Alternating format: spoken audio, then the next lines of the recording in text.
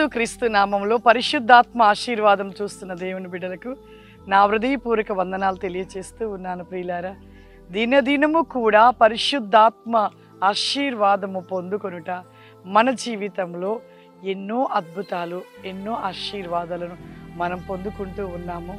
వాక్య భాగం చూసుకున్నట్లయితే 1 కొరింథీయులకు రాసిన పత్రిక 5వ అధ్యాయము 3వ వచనం చూసుకుందాం. నేను దేహ విషయమై దూరముగా ఉన్నను, ఆత్మ విషయమై సమీపముగా ఉండి మీతో కూడా ఉండినట్లుగానే ఇట్టి కార్యము ఈలాగు చేసిన వాని గూర్చి ఇదివరకే తీర్పు తీర్చి ఉన్నాను.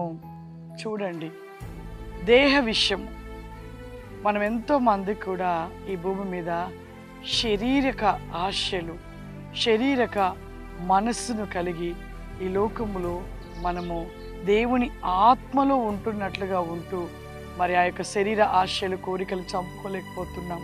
అందుకే ఇక్కడ పౌలు గారు కొరింథీయులకు రాసిన పత్రికలు, మరి కొరింథీయులకు సంఘానికి రాసిన మాటలు, నేను దేహ విషయమై, అంటే దేహము, ఈ శరీరము నుండే పాపం అనేది కలిగించబడుతూ ఉన్నది.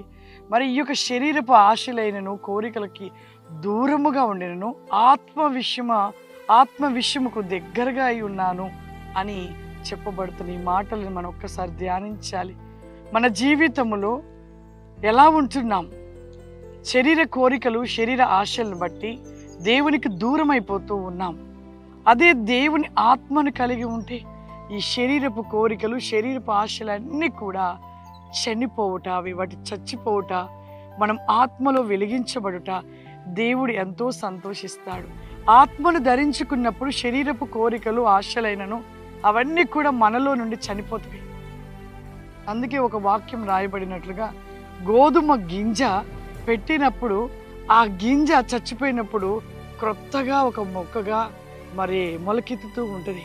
మనము కూడా శరీరపరమైన జీవితమును విడిచిపెట్టాలి. ఆత్మ విషయంలో ఆత్మను కలిగి, ఆత్మవేకమైన జీవితాన్ని కలిగి మనము నిలిచి ఉన్నట్లయితే ప్రతి విషయంలో విజయం పొందుకుంటాం. ఇక్కడే కాదు, పరలోకాన్ని కూడా మనం సొంతం చేసుకోగలుగుతాం. ఎప్పుడు అంటే ఆత్మను కలిగి, ఆత్మ విషయంలో మనం ముందుకు సాగినట్లయితే మనము అన్ని విషయాలలో విజయాన్ని పొందుకుంటాము. ఆశీర్వాదాల చేత మనము దినదినము కూడా వర్ధిల్లుచు ప్రతి విషయంలో సంతోషాన్ని, ఆనందంతో మనం నిలిచి ఉంటాం. అందరి కళ్ళు మూసుకున్నట్లయితే ప్రార్థన చేసుకుందాం. సర్వశక్తివంతుడా, దయగల తండ్రి, నీకు వందనాలు చెల్లిస్తున్నాను. పరిశుద్ధాత్మ దేవా, నీవు గొప్ప దేవుడవు నాయన.